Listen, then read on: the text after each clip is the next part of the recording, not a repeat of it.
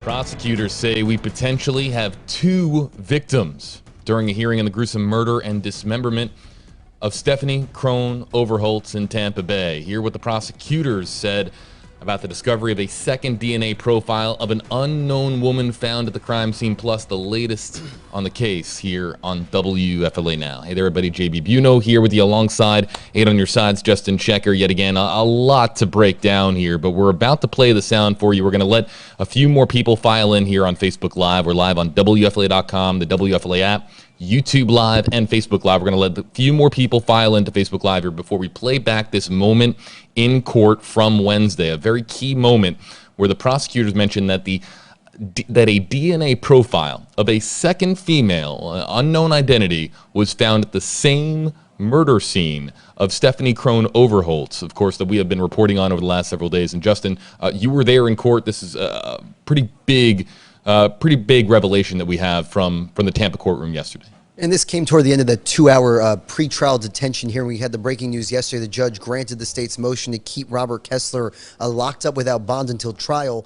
And we're about to play for the clip as a few more of you join us in this audience. And this was towards the end of the hearing when Assistant State Attorney Scott Harmon was making the case as to why Robert Kessler should be kept behind bars. And he dropped this stunning revelation at the end, JB. A lot of what was said during court, we knew from the arrest warrant, we knew from the state's motion. But this moment at the end was a bit of a surprise for all of us who were sitting there in the courtroom. So first, you're going to hear from the state prosecutor, and that state prosecutor, I have my name here in the notes, and then of course you're going to hear from the public defender here in response as well, plus the judge and her reasoning as to why that it's not included necessarily in yesterday's hearing. But here again, let's play back this now. This is the sound from yesterday inside the court hearing on the discovery of a second DNA profile of a second unknown woman found at the crime scene of the murder of Stephanie Crone-Overholts. What I would suggest to the court, that alone indicates a disregard for the safety of the community. Also, the fact that we have an unknown DNA profile in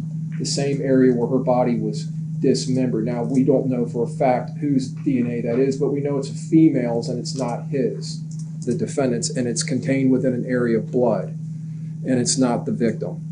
I think, and I would suggest to the court, that alone shows a disregard for the safety of the community, that now we potentially have two victims. And this argument about potentially another victim because there's an unknown female profile, that's just, Your Honor, that should not be given any weight. I'm not going to consider that at all. Thank you, Judge. I won't go any further into that then. So you heard there the judge say that they are not going to be considering that at all. At least this was a hearing on whether or not there was going to be bond for Robert Kessler, who has been arrested in the murder of Stephanie Crone-Overholts. That was the hearing that, of course, that we were talking about yesterday here on WFLA Now. But you heard there potentially have two victims, Justin, based on a second DNA profile that was found within the blood discovered at the scene there in Lutz, at the home in Lutz. And this is in that bedroom area, which it's been reported that is where Stephanie Crone-Overholts had been staying, which is also, JB, the room where the little girl who'd been living with Mr. Kessler and that they were staying in that bedroom there together is where they found some blood evidence, Stephanie's DNA around the bed in the carpet area. There's a lot to get to here still. You can use hashtag HeyJustin, hashtag HeyJB, and we'll feature some of, you might be a little bit confused. There's a lot to break down here with the ongoing story of the murder of Stephanie Crone-Overholts, and now potentially maybe there being a second victim based on the blood or the DNA profile that was found amidst the blood there at the home in Lutz, the home of Robert Kessler, according to investigators. So we see that a lot of comments. Hello there to YouTube. Hello to Facebook. We're going to feature some of your comments and your questions if you use hashtag HeyJB, hashtag HeyJustin. But want to let you know that we have a lot more on this on WFLA.com. In particular, I want to note here some of the court documents that we have combed through on this case. Now, digital content producer Heather Monahan passed me this note as far as the court documents, and we were reviewing these court documents, and detectives sent 3 pieces of evidence to the FDLE to be processed. Now, those 3 pieces of evidence, I'm going to read it here from the notes. Blood that was found on a pair of Kessler shoes. Pair of brown shoes, yep. Blood that was found on the mattress in the room where Crone-Overholts had been staying at the home there in Lutz, Florida. And blood that was found on a cabinet in Kessler's kitchen. So blood on a cabinet, blood on the mattress, and blood on Kessler's shoes. We don't know where exactly the second DNA profile, the second profile of a female woman who we don't know the identity of this woman.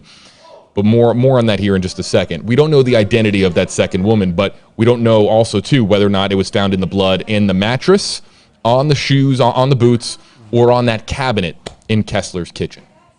Yeah, a lot more questions coming out of this, JB. I was surprised that the prosecutor mentioned this. You obviously heard the public defender objected immediately, and the judge said she was not going to consider this statement as part of her decision to keep Robert Kessler behind bars. Again, JB, most of the hearing yesterday was the lead Tampa Police homicide detective who signed off on the affidavit to arrest Kessler. He kind of went through all the preponderance of evidence that they've come up with in this case, from the witnesses who say they saw a man matching his description, dumping the bins and bags, to that DNA evidence. Now, one thing that the public defender brought up was saying that the state should have called more witnesses, and was asking why they didn't bring the FDA analyst who did the DNA matching to come testify yesterday. But again, it was just the one TPD detective who took the stand there for about an hour and a half for those closing statements where you heard the prosecutor drop that revelation of a possible second victim. So here's what I want to first and foremost, I want to clarify something. So I mentioned that the DNA was found in the area where Stephanie Crone-Overholts was murdered. The prosecutors actually said, I want to make sure that I clarify this point and correct this point, that the DNA profile was found in the same area where her body is believed to have been dismembered. So I want to make sure that we have that right. Now, we don't know whether or not the murder and the dismemberment took place in the same place. Really gruesome details here. We're talking about a woman who was murdered, and then, of course, subsequent body parts that were then discovered in Tampa's McKay Bay, and again, a person matching Robert Kessler's description using bags and bins to dump the items within those bags and bins in Tampa's McKay Bay, as seen by witnesses. Let's Okay, just jump in one more thing on the murder, because I think it is important in this case. We know it is a dismemberment case, JB, but the medical examiner ruled this a homicide. And we know initially they found the leg with the tattoo with the 3 names of her sons. But it seems to me, JB, the fact that they located her upper torso, which had these stab wounds, seems to be another key piece of evidence recovered, which has led the medical examiners to say it's a homicide. And we heard the prosecutor also say in court it's believed she was stabbed to death in some type of struggle and had defensive wounds. So, again, the fact that this body was dismembered, the fact that they located the leg with the tattoo helped lead to her identification, but also that upper torso was what the medical examiner observed the stab wound. So just there's a few more things that came out in court about how this fast-moving investigation is being pieced back together. And of course, our audience will remember, folks who've been watching WFLA now remember that night that we were live from the Discovery. Eagle 8 HD was flying over the Discovery. We had dive teams in the water after a leg was found. That's what set this all off. Kind of the first coverage of from WFLA on this particular story. So let's get to some of the questions and comments. You can use hashtag HeyJB, hashtag HeyJustin here interactively, and we can feature your comments on WFLA Now. But this is the big one. This is the one that we get most of all on this story because, of course, Robert Kessler had a 8-year-old girl with him. And Julie Mitchell from YouTube, hello to Julie on YouTube and our YouTube audience, hashtag HeyJB, where is the little girl? And of course, talking about that 8-year-old girl. So let's first and foremost talk about who the 8-year-old girl is, because we don't have anything concrete that says that this is Robert Kessler's daughter, but this is a little girl, an 8-year-old girl that Robert Kessler is believed to have been caring for at the home in Lutz, correct, Justin? We know that, and we also know she's now a key witness. The little girl is witness for in the court documents that when Tampa police spoke to her, her story didn't match up with Robert Kessler's as to when they had last seen Stephanie Crone-Overholts. So she's now also a key witness. Her statements were mentioned by the detective. She was obviously not there in court yesterday. Now, we do know from reporting this week from our colleague Jeff Patterson that the little girl's grandmother and sister are trying to obtain custody. So the girl's aunt and grandmother are now trying to seek custody. And as Jeff reported the other day, she is in DCF care at this point, JB. So she's been removed from the home, is in DCF care, and she has relatives from her mother's side who are fighting for her custody. So I hope that answers your question, Julie, as to where she is now in DCF custody, but her aunt and grandmother are trying to, on the maternal side, are trying to get custody of this little girl. So let's show you some of the what we have here in this story. Let's pause it right there if we can. We're going to go back and and play this game. This is Stephanie Crone-Overholts, the victim in the murder and the dismemberment from Erie, Pennsylvania, who had met Robert Kessler while down here in the Tampa Bay area and had lived at the home with Robert Kessler in Lutz before her murder and just the gruesome dismemberment that we've been talking about here at length on WFLA Now. I want to show you a couple of other pictures here now in relation to this story. Next up, we're going to have the most recent mugshot for Robert Kessler. Now, I say the most recent He's got a lot of them. mugshot because there's tons of them. I mean, we're talking about a 6-year prison stint in 1994 up until 2000, and then a 7-year prison stint, as we understand it. He was locked up for another 7 years in 2000. Correct, Justin? Yep, that was what the prosecutor mentioned about his lengthy criminal history, adding to the reasons why he should remain in jail without bond in this case. Yeah, so... And Elizabeth Rose James's comment, we're going to get to your comment here in just a second. We've got a few more coming in the Facebook Live comment section using hashtag HJB, hashtag HJustin. But now I want to show you the 8-year-old girl's, and again, we have this, make sure we have this correct, this is the 8-year-old girl's mother next. Correct, Justin? Yep, April Thompson. Okay, so this is April Thompson in relation to, there's Robert Kessler, but we also have, I want to bring it up here, this is Stephanie Crone-Overholts, who, again, was murdered and dismembered here in the Tampa Bay area.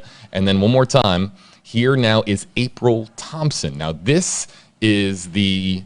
little girl's mother. Yeah, and I bring them up side by side here because there's clearly a resemblance. There's clearly the two look roughly the same. I want to be very, very clear as to who we're talking about. On your screen now is April Thompson, who...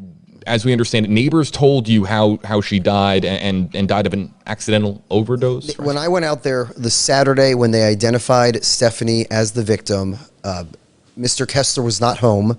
We did find his address in Lutz, and there were neighbors who had said police had been there, they did a search warrant, and then there was reference to this little girl, and I was trying to figure out who this little girl was, and all they had said to me was, oh, she stays there with him, and her mother had recently died of an overdose.